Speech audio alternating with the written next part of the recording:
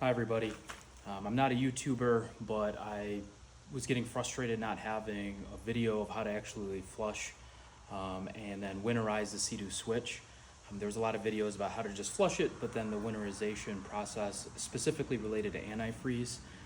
I know that there's a lot of debate on whether it's necessary or not necessary. For those of us that want peace of mind, I thought that it would be good to just have a video of how, from my understanding, how it's done. I'm not an expert by any sense of the definition. So this is going to be me doing that. I'm going to, per the discussion that I've had with multiple dealerships, I contacted BRP, but that was totally worthless. They just say follow the manual, but if the dealership says something other than the manual, BRP says, well, listen to the dealer because they know best. So that's what I'm doing. I've reached out to a few different people, and this is my understanding of how it's done. So I will do the antifreeze in there with two separate times. The first time you do the flush with the exhaust drain plug closed, and then the dealership that I go to and contacted said that then after that they do the antifreeze flush again with the drain plug open to evacuate all of that in there. And then in the manual it says to blow it out with air.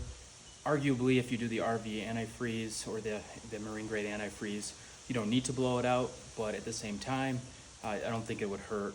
Additionally, in the owner's manual, it doesn't say anything about the intercooler if you have a supercharger, but in the service manual for BRP and the Seadoo Switch, it says that if you have a supercharger, that you need to take it and remove the inlet hose and then dump that and make sure that the water's out of the intercooler, which makes sense. Again, arguably, if you're pushing antifreeze through the system, maybe you don't need to do that, but it doesn't hurt and it takes 10 minutes. So I'll do that at the end of the video after the flush process is complete. I'll just sort of go through the tools that I'm using to do it. And again, I apologize, I'm not a YouTube guy, so I don't really know how to splice videos and put all that crap together. So, see how it turns out, and hopefully it's helpful. And again, it's just my opinion on from what I'm understanding how it's done. The main thing that I see over and over in the manual and then from the dealer is never push water into the system without the engine running. So the first flush will consist of course, starting the engine, coming back to the back of the boat, starting to input the antifreeze. After the engine is started, I'm going to use a drill pump to do that. It's a simple drill pump. It was $10, and I'll post all the links, everything that I bought to do this. It was $10 from Amazon, and that'll start pushing the antifreeze in until we see it come out of the jet pump, and then we'll stop, turn the engine off. After that time, we'll undo the drain plug, the exhaust drain plug on the left side, and we'll restart the process again. We'll start the engine. I'll start instilling the RV antifreeze into it, and then it will start coming out of the jet pump and the exhaust plug. And at that point, you've gotten it throughout the whole system. I'll stop pushing the fluid through, and then I'll turn the engine off. So that's just the basics, how it's done, and we'll go from there. All right, so this is the RV and marine antifreeze that I'm using. It's environmental safe, so it can dump right into the water, no issues. I'm just gonna use 2 gallons of it. Hopefully that's enough. I have my drill here, and then my drill pump. I've just hooked it up. It comes with basically the kit to hook on the hose, and there's not a ton of pressure, so you just slide this on and it just stays there. It's good. I also have this as well. So this is the quick release or the quick connect for the system for going into the boat. Basically, this will snap onto the attachment that I have on the outside of the boat already, and it just makes connecting and disconnecting really easy. It's not a BRP one that was more expensive. It was, I think, $7, and it came with 2 of them. I'll post a link for that too in this. It is pretty handy to flush the boat, to be able to snap it on, snap it off. So that's really good too. Let's see. So these are going to be the 2 plugs that we're using. This one is the exhaust flush port. So this is the attachment that I was talking about that is attached to the boat already. That's what that plastic clip will snap onto when I'm putting in the fluid, and I'll pre-hook that up so it's ready to go. These lines too, I'm also going to sort of prime them with fluid in them so that it's not pushing a ton of air into the system when I start the drill pump. But at the same time, I don't think it would really harm anything having the air in there per se, especially if it's not too much. So this is the like intake, or the part where you put the fluid in on the right hand side of the boat. And then here is the exhaust plug, the drain plug. For the first flush, that's going to be totally closed as it is there. And then we'll see water come out of the jet pump here. And then we're going to redo the whole thing. I'll start the boat up again. I'll hook the drill pump back up. I'll come back, start it, except this time on the second turn, this will be wide open. So on the second time, we'll expect to see the RV antifreeze come out of the jet pump, but then also come out of the open exhaust plug. After that time, we'll blow air through this side. The video on BRP or Seadoo has them doing it on this side. I don't think that's correct. I think it should be from this side of the system out that side of the system. That's what I'm going to do. And it's at 55 PSI specifically. They are very specific about that, so you're not going to damage the internals. So that's what we're going to do, and I'm going to get all set up here, and then we'll get started. All right, so I've got my drill pump hooked up. One end is in the bucket with the antifreeze, and then the other end is hooked to the machine. Should be locked in and ready to go. Again, we're going to leave that pump or that drain plug closed, and then I'm going to start the boat and only let it run for a few seconds as I haul my ass back here to sort of get it running. And then I'll start the jet pump portion of it. And again, like, this is something that they say you don't want to let it run for more than 90 seconds. So for me, I'm going to do it until I see it start to come out. Then I'm going to stop pumping it in, and then once I stop pumping it in, then I'm going to go turn the boat off real quick.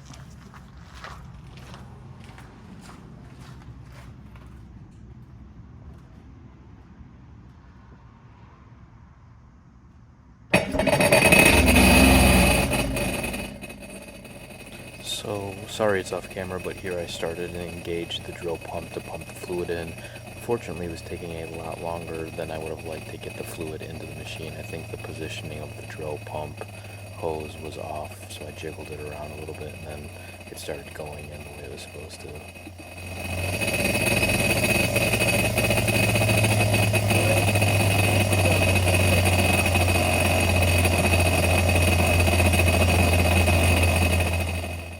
Here you can see the fluid start to come out. I then stop putting the fluid in with the drill pump, run up to the boat and turn it off, but you can only turn the boat off after the fluid has stopped being pumped in.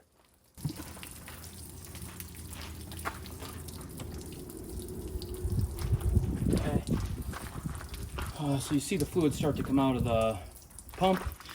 So that's how we know that, the RV antifreeze is getting to where it needs to go. The one thing I did forget to do is when you're flushing it, it says to rev the engine after you stop pumping the fluid in,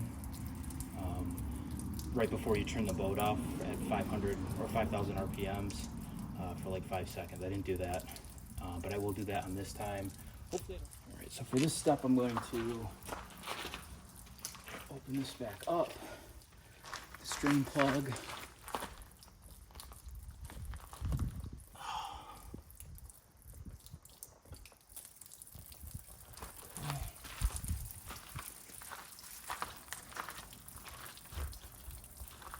And actually you can sort of see there's pink stuff coming out of there too. So that's a good sign, I think. But we'll hook this back up.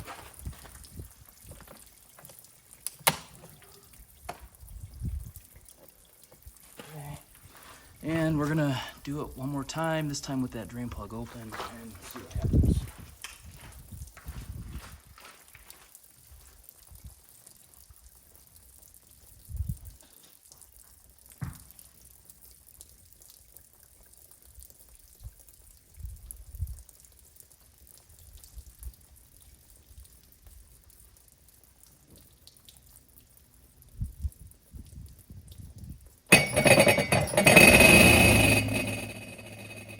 So here, I'm sorry it's off camera, but I'm starting the drill pump again now that the boat's on to start pumping the antifreeze back into the system.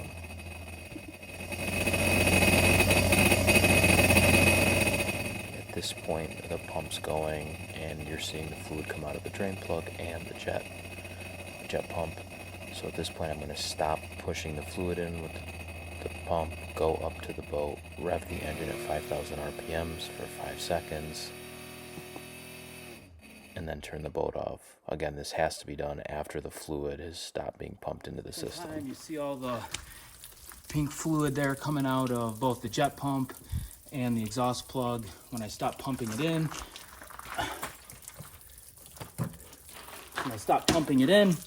I went and revved the engine at 5,000 RPMs for 5 seconds per the instructions. Now I'm going to get set up to blow out the exhaust system. And it's very important, they said, when you blow it out, the dealership said to blow it out on the right side, right there at the inlet side.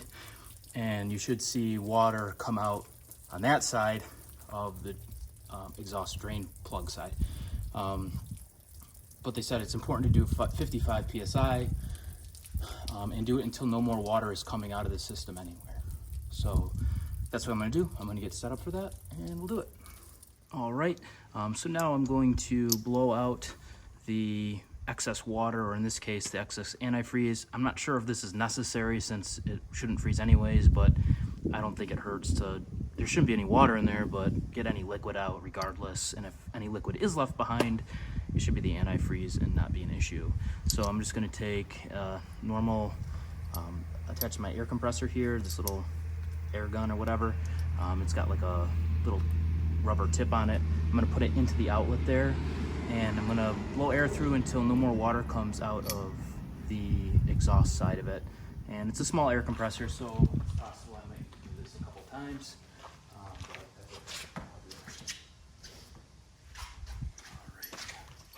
Again, when you're doing this, it's important that that drain hose is, or that drain plug is wide open.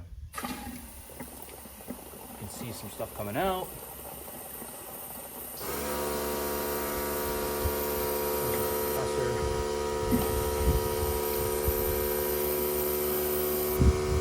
I'm gonna go check my PSI on that.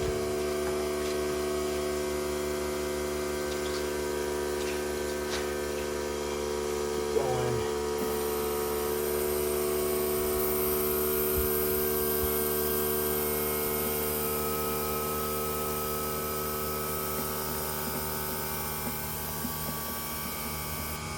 Still some trickling out there.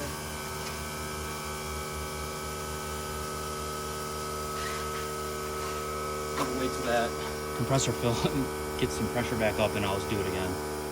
All right, we're gonna do this one more time. I'm just gonna run this until the compression is gone and then that's done. I'm not gonna do any more of it. Again, with the antifreeze, not sure if you even need to blow it out at this point. Maybe just to not make a mess on the garage floor. Additionally, I'm not sure if you're supposed to close the drain plug back up or not for storage, but I think I'm gonna leave it open. To me, it makes sense to leave it open in case there is something that's trying to like get out, can drip out and not be stuck inside. So I don't know, but that's just what I'm gonna do. So we'll just do this one more time.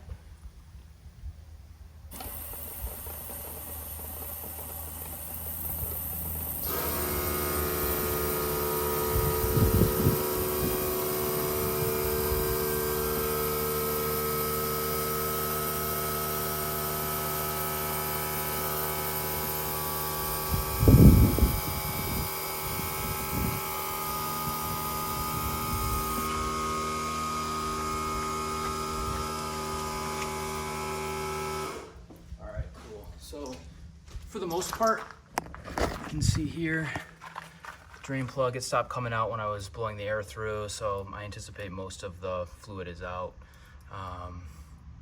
At any rate, even if it's not, I think it's fine since it's the antifreeze. I usually leave that right on the boat so I can quick disconnect everything. And that's basically, that's it for that part.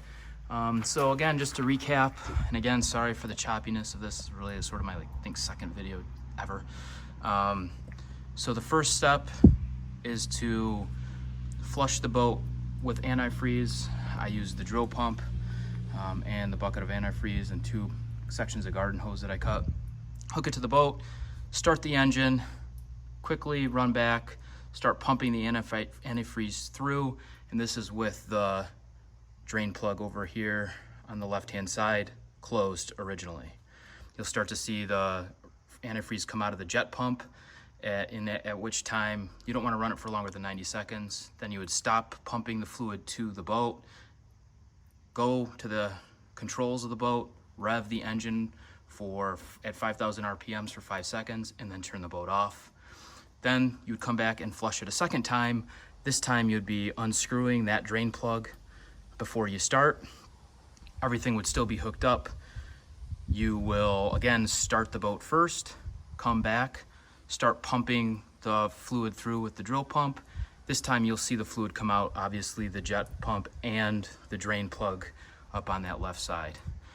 Once you see that fluid start to come out, then you can assume that it's run through the system. You'll stop pumping the fluid, go back up to the controls of the boat, rev it again for 5,000 RPMs for 5 seconds, and then turn the boat off. And that's basically the antifreeze portion of that.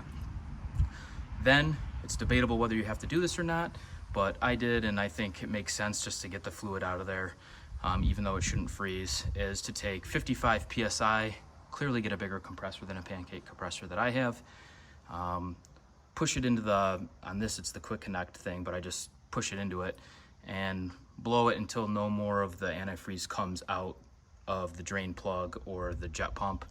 And then you can assume that the system has now been pushed all fluid out.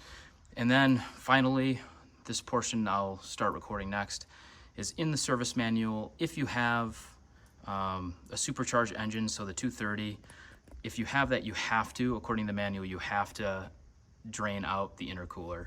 I don't know if it's necessary because we're doing the antifreeze, and like we said, it shouldn't freeze if it's in there.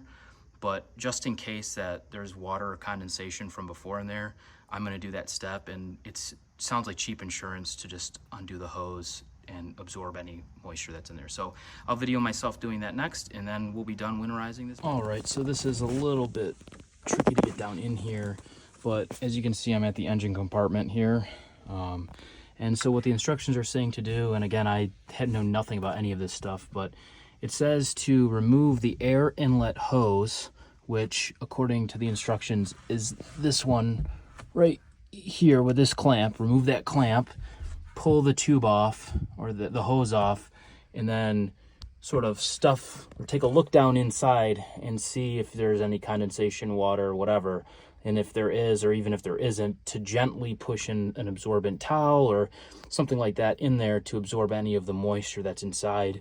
And it says to like take a, I don't know, like a screwdriver or something, but gently, or I've seen it set online to gently push something back in there, but don't damage any of the intercooler fins. Apparently that's a thing. At any rate, that's what we're gonna do next. I'll try to get the best I can. I'll probably stop it a couple times just to get a better view of inside to see what we can see on the camera. But again, when you're looking at it from this orientation, it says to take that one down there out with the clamp, take the clamp off, remove the hose, and then dry out inside there to get the intercooler free of moisture. So that's what we're gonna do. That hose, that intake hose is on there real good. I forgot to mention, before you separate it, see that line that I drew there? The instructions say to mark on the hose in there so we know when you put it back on, everything's lined up exactly the right way. So, do that. What I'm having to do is really like further down the hose, really put a ton of downward pressure. It seems like it's pretty clear underneath it. Downward pressure to pull it and separate it from the box here, or whatever that is. And then also at the same time taking your other hand and using your fingers and pushing force that way while you're pushing down, and then basically jiggle it back and forth. Not great, but I think it's gonna come off. We'll see. Give it a shot right now. Yeah, it's just slow. I don't know if I'm ever gonna get it back on, but I think it will come off with this downward pressure. There it is. I think it's coming. Okay. All right, sort of. Okay. I think we're almost there. Yeah, thank God. Almost got it off. Okay. Getting it on will be an entirely different story, I think. But at the very least, we can get this thing out of the way. All right. Whew. Good Lord. All right, so the hose came off. Now we got to go down in there and take a look. Sorry about that. So I don't see any obvious water in there, but I don't know if that really means much. So this hose is just still in. I'm not sure where my video went for this, but in this stage, I took a shop rag or a clean shop rag and stuffed it into the intercooler to absorb any water or moisture that was inside. There was no moisture at that point. I just removed that, and then I started to hook things back up. All right, so I was able to close this back up, got the clamp back on, pretty much lined up where it was before. Tightened that down the best I could. And I think, again, I think the manual says 35 foot-pounds, but I also just tightened it with a screwdriver, you know, as hard as I could, hand tight, so should be all right. And that's basically it. Thanks again for watching. Sorry for the choppiness of the video. Again, it's the second time I've really put one of these together. Hopefully you found it helpful to some extent to see the order of operations of winterizing this with antifreeze, which I could not find online how to specifically do that with the Seadoo Switch. So thanks, and let me know if you have any questions.